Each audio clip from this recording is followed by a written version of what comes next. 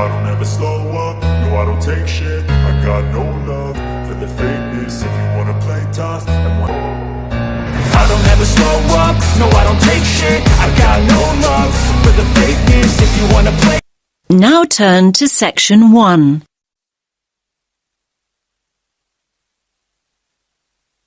You will hear two students talking about libraries. First, you have some time to look at questions 1 to 5.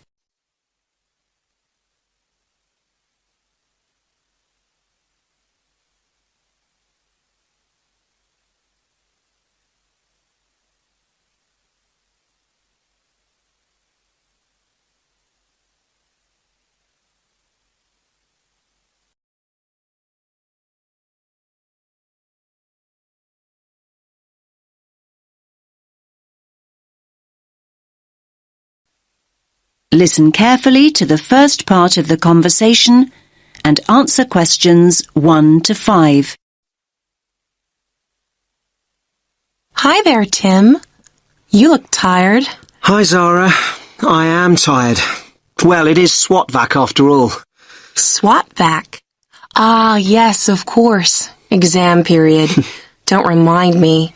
I'm pretty exhausted myself. I'm finding it very difficult to study. It's so noisy where I live. I can't concentrate with all that traffic outside.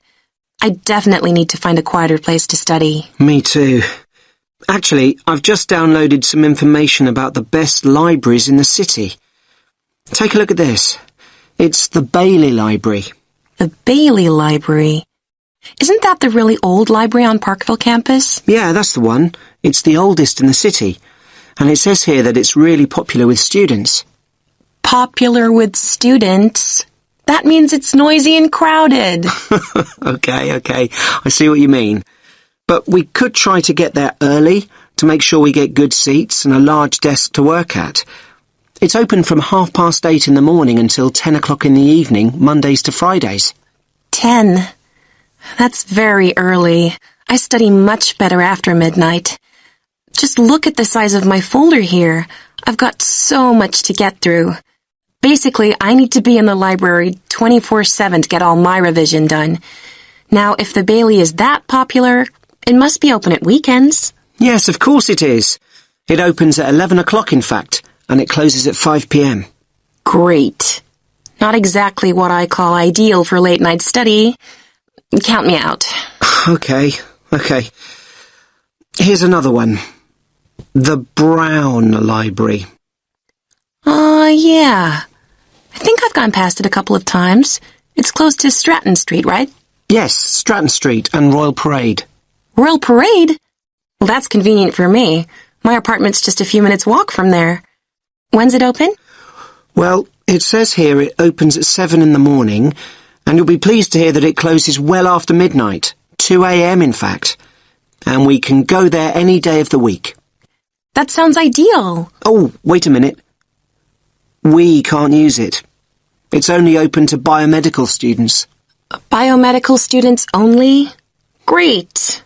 Just when we thought we'd found the perfect place to study. Oh, wait a minute. This one sounds good. The RMIT Library. The RMIT Library?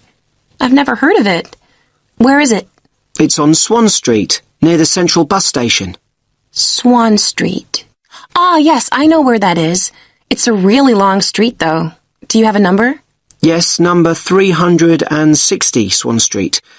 The full address is Level 5, Building 8, 360 Swan Street. Okay. I think we'd need to get the bus there, but that's not a problem. So when's it open? It's open from 10 till midnight on weekdays. And what about weekends?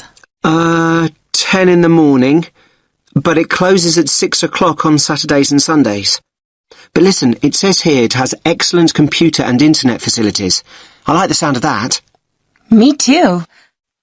In fact, I like the sound of it so much, I think I'll take advantage of their excellent computer facilities right here and now.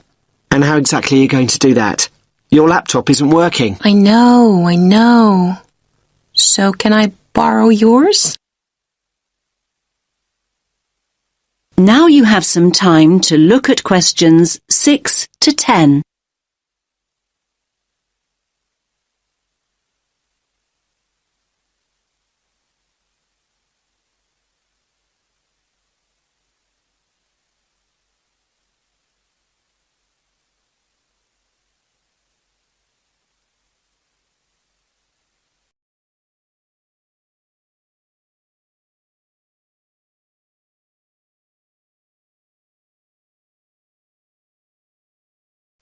Now listen to the rest of the conversation and answer questions 6 to 10. OK, here's the RMIT Library website. So we want the bookings page. OK, first of all, you need to log on to Book It. Book it? Yeah, that's it, Book It. Okay. Now it's asking me for my student ID and my password. OK, so just type in your student number. I think I can just about remember it. And now your password. Okay. So next, you need to choose the resource type you want to book. That's easy. A PC. So now what you need to do is click on Location. Location. Okay. Now it's giving me a floor plan. It looks like I've got a choice of 18 computers. Great. So click on one of the PCs. I'm choosing this one. It's right next to the window. PC number 4 to be exact. So what do I do now? So now you have to choose the date of booking. So when do you want to book it for? Let's go for tomorrow. That's Friday, June 6th. And just click. I just have. So why isn't it working? You've got to go into View Options. Ah, it's working now. Friday, June 6th. OK, so now you need to choose a time. Let's go for late afternoon. 5 p.m. Right, let's do it. Great! It says booking completed and there's my name on the booking schedule. Result! That is the end of section 1. You now have half a minute to check your answers.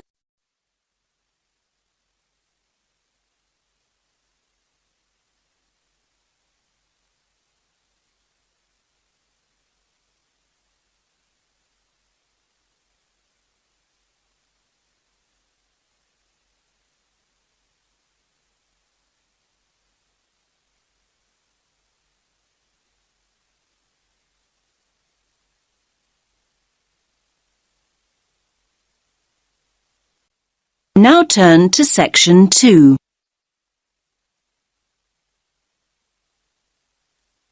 You will hear a guide talking about a tourist program. First, you have some time to look at questions 11 to 14.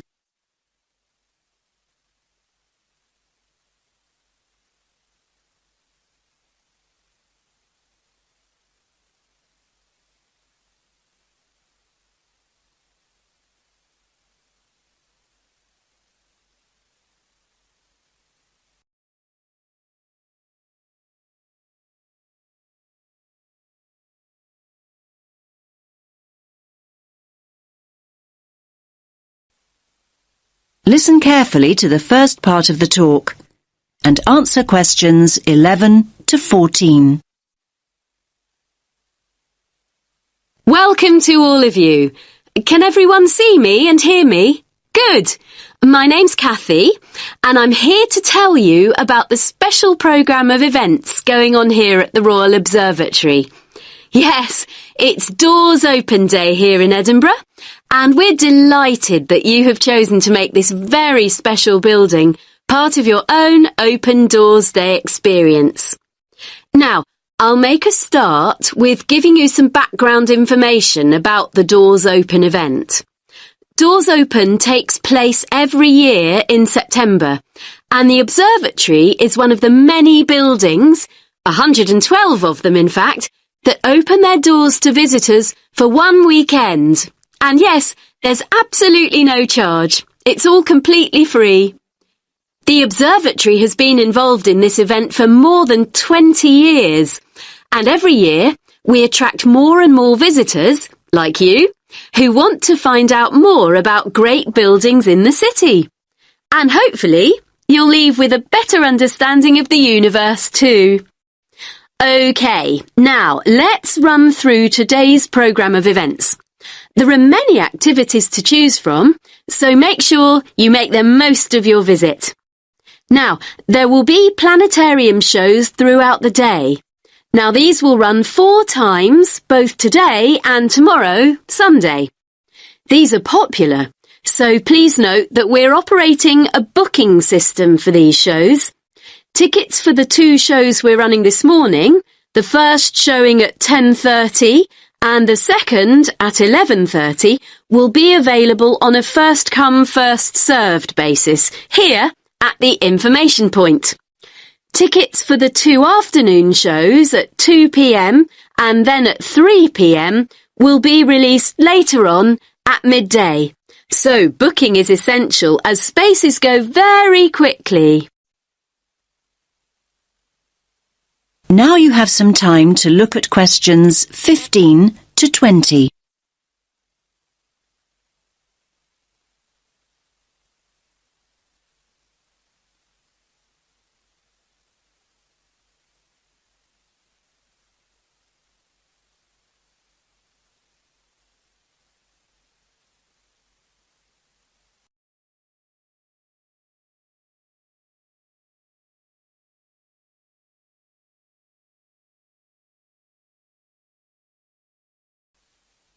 Now listen to the next part of the talk and answer questions 15 to 20. We also have some special tours of the observatory available. These include a tour of the telescope dome, and visitors will even have the opportunity to get onto the roof. I hope that those of you who are interested are wearing your most comfortable shoes and that you can keep up the pace. It will be worth the effort of climbing all these stairs. You'll have stunning views over the city when you reach the top. Now, for those of you who want to take things at a more leisurely pace, there will be an opportunity to visit the Crawford collection and learn about the instruments that have been built here, and there will also be some items from the collection on view. For those of you who don't already know, the Crawford collection is an astronomical library. And not only that, it ranks as one of the most important astronomical libraries in the world. You are promised a real treat here. And it's great to have so many younger visitors here today. Now, we have a craft workshop for children here in the visitor centre where they can make their very own model of a telescope and colour their very own planet. Please note that all children must be accompanied by an adult. So, as you can see, it's a pretty full timetable and there's a lot going on. Now, any questions? That is the end of section 2. You now have half a minute to check your answers.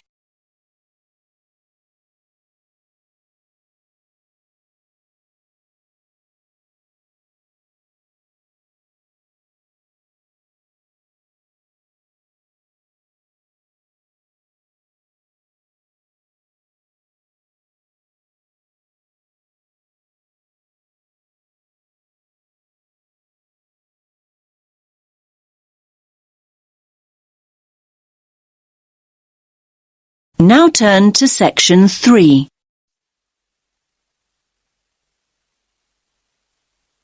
You will hear 3 students talking about how to spend their time before going to university. First, you have some time to look at questions 21 to 25.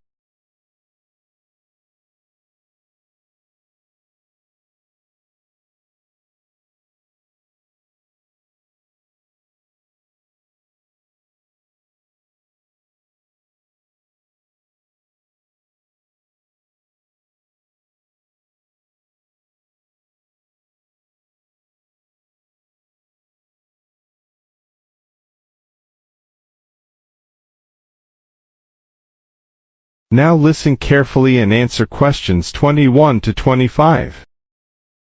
What's that you're reading, Matt? Oh, hi Tara. It's an article about taking a gap year before going to university. Is that what you're thinking of doing then? Well, I hadn't really considered it as an option, but reading this has got me thinking. I'm looking forward to starting at uni, but I wouldn't mind a bit of time to myself first. Hi, guys. What are you talking about? Hi, Sandy. How's it going? Matt's reading about gap years. He wants to put off going to uni. I think a gap year's a great idea. I'm definitely thinking about it. Are you? What would you do with the year? Well, the programmes I've looked at involve volunteering of some kind. I wouldn't want to just go travelling for a year. I couldn't afford that anyway.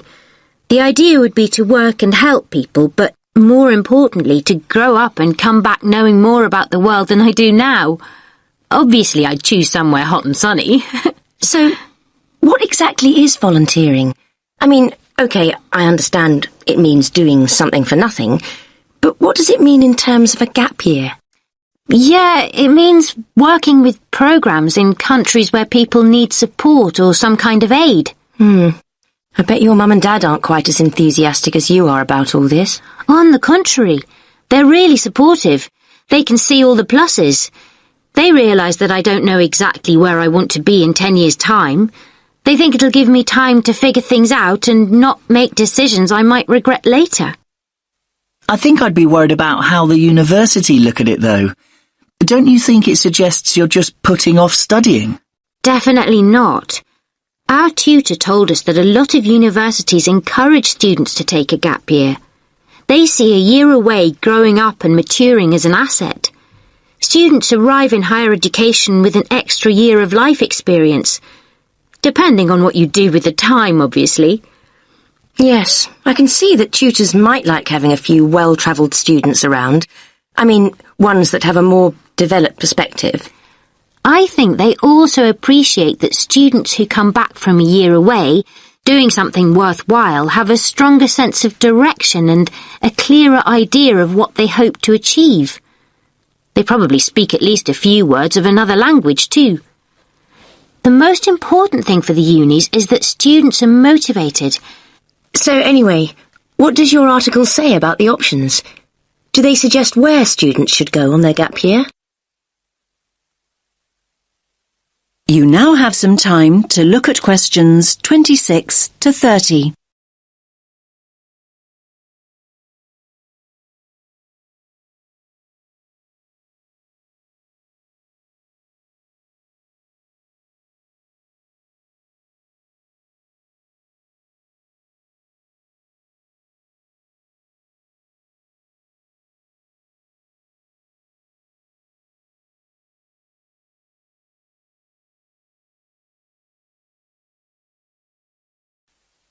Now listen to the rest of the discussion and answer questions 26 to 30.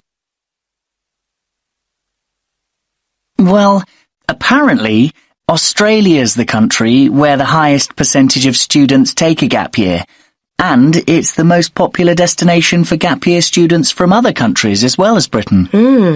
I like the sound of a year in Australia. They say here that there are three main attractions. The abundance of great coast, beautiful beaches, learn to surf, all that stuff. Then there's the amount of time you can spend enjoying outdoor activities, like hiking and loads of sports. And thirdly, the cosmopolitan cities, especially Sydney, which apparently is awesome. It's a great country for young people because there's so much to do. Loads of adventure and sunshine, obviously. Sounds good to me. Unfortunately, it says here the cost of getting there in the first place can be prohibitive. However you make your way there, it's expensive. Unless the bank of mum and dad help out, that is. Then, look, they also mention various places in Africa. But they single out Ghana. Students can get involved with the construction of new schools or teaching the kids that are already in them. That does sound really rewarding and interesting, I have to say. I guess there's a huge sense of achievement with something like that. and you get fantastic life experience from living in another culture. I think you pick up some real practical skills too. Skills you can bring back with you. Another place I really like the sound of is Nepal. What's the attraction there? Most of the volunteering involves teaching again, and it's that sense of achievement that people are after.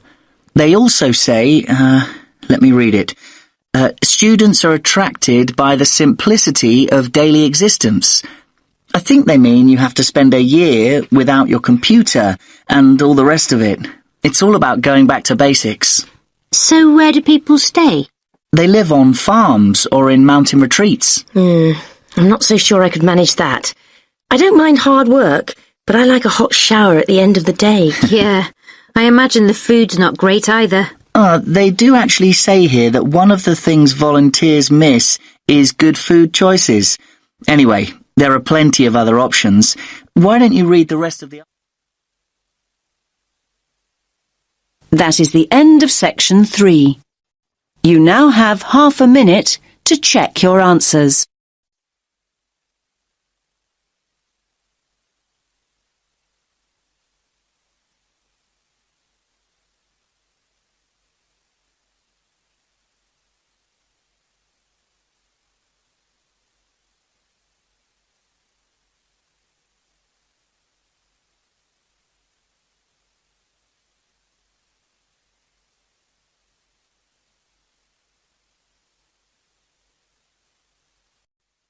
Now turn to section 4.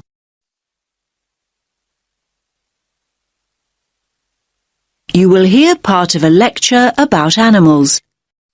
Now you have some time to look at questions 31 to 34.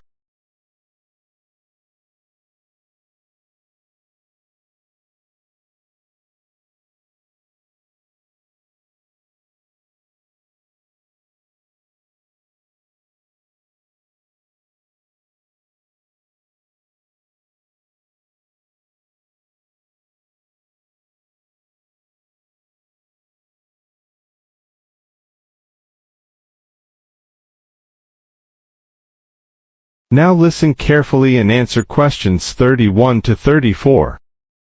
In today's lecture, I'm going to talk about avoiding predation. What does that mean, I hear you say? Well, you probably know the word predator. I'm sure you've all seen Predator the movie. Well, a predator is any animal that hunts and kills another animal. That animal, and I was going to say that smaller animal, but it's not always the case, is the prey. An owl, for example, is a predator, and a mouse is its prey. A lion is a predator, and a much bigger animal, a buffalo, for example, is its prey. So when I say avoiding predation, what I mean is not being caught and eaten. For many small animals, not being caught and eaten is pretty much a full-time job. Many animals that are predators themselves may be the prey of another, usually bigger animal. This is what we popularly call the food chain. So, how do animals avoid predation? Well, they have what we call defense mechanisms. These are ways in which the species has adapted over time to give it an advantage over its predators. Any adaptation of this kind increases the species' chances of survival. Over time, species that have not adapted, that is, developed some sort of defense mechanism, have met with extinction. Now you have some time to look at questions 35 to 40.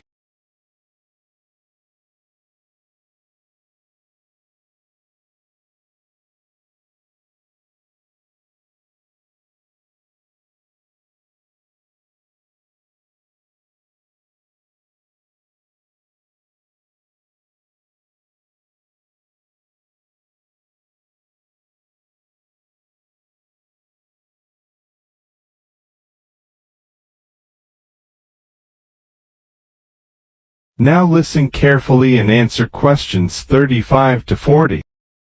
There are various forms of defense. The first is probably very obvious, and that's speed. Predators can't feed on what they can't catch. Running away is a very effective defense mechanism, as some of you can probably remember from primary school. Flight is even more effective. Species which have developed the ability to fly over time have an enormous advantage. Far more birds would be a meal out in the wild if they couldn't fly. The second mechanism is protective coloration. You might hear the word camouflage used too, but I personally find that too simple a term when it comes to the animal kingdom. Protective coloration includes a number of slightly varied mechanisms within the overall term. Some animals blend in with their background. A chameleon is a good example. It sits on a tree and it looks like the branch of that tree. Butterflies have what we think of as beautiful patterns, not to be beautiful, but to confuse and warn off potential assailants. They blend in with the flowers around them, but may also look like something else. Some butterflies have patterns that look like huge eyes, and a would-be predator is scared off. There are all sorts of stories about how the zebra got its stripes, and not many people really know what the stripes are there for. Well, that type of coloration is called dazzle camouflage. A zebra stands out when alone and stationary, but when zebras move rapidly in a herd, their stripes create motion dazzle, a confusing, flickering mass to the eye of a lion or cheetah that might be giving chase. Selecting a target becomes far more difficult. Now, of course, animals are caught. They're frequently caught, but that might not mean the game's up. Some animals make themselves difficult or horrible to eat. Hedgehogs have sharp spines that deter a predator from tucking in even when it's captured its prey. The predator is very likely to give up when a spine gouges an eye or gets lodged in its throat. Numerous species of creature, turtles or snails for example, have developed a tough outer shell that makes it almost impossible to devour. One of my favorite creatures is the skunk, which emits a repulsive smell on being cornered, enough to send any attacker harrying back into the undergrowth. In a similar way, some sea-dwelling mollusks can emit an ink cloud that fills the surrounding water, concealing it from a predatory fish that may be circling. There are frogs that go one step further. They're so poisonous that even if a predator does try and eat them, it'll probably keel over and drop dead first. Now, you'll probably be surprised, but I'm going to go on to talk about plants. Yes, many plants have defense mechanisms in exactly the same way as animals. You've probably all been stung by a nettle at some time. That is the end of section 4. You now have half a minute to check your answers. I don't ever slow up, no I don't take shit. I got no love for the fakeness. If you wanna play tough and wanna hate this, I'll always show up. I don't ever slow up, no I don't take shit. I got no love for the fakeness. If you wanna play tough and wanna hate this, I'll always show up and make a statement. I don't ever slow up, no I don't take shit. I got no love for the fakeness. If you wanna play tough and wanna hate this, I'll always show up and make a statement. Everything I do so instinctive and so passionate. Every word I move so descriptive like an adjective. I got a vendetta against people who patented being negative when you should be getting after it. I got facts over tracks, this and that. Spitting slow, spitting fast. I could roast, I could gas. Think I'm okay at last, but I don't know if that can erase all the past. And the pettiness, a reflection of the emptiness. Hilarious, you think you're worth my time, you're delirious. Mysterious, because you hide behind a fake exterior. Inferior, you know I'll always be a bit superior. Get off of me, this ain't no humble brag. I want you to hear words, you can say them back. I want you to feel free from the chains at last, and to believe in what you got, it was built to last, yeah. Now that I've been put through hell, I never got anyone's help. I had to do it all myself. shit.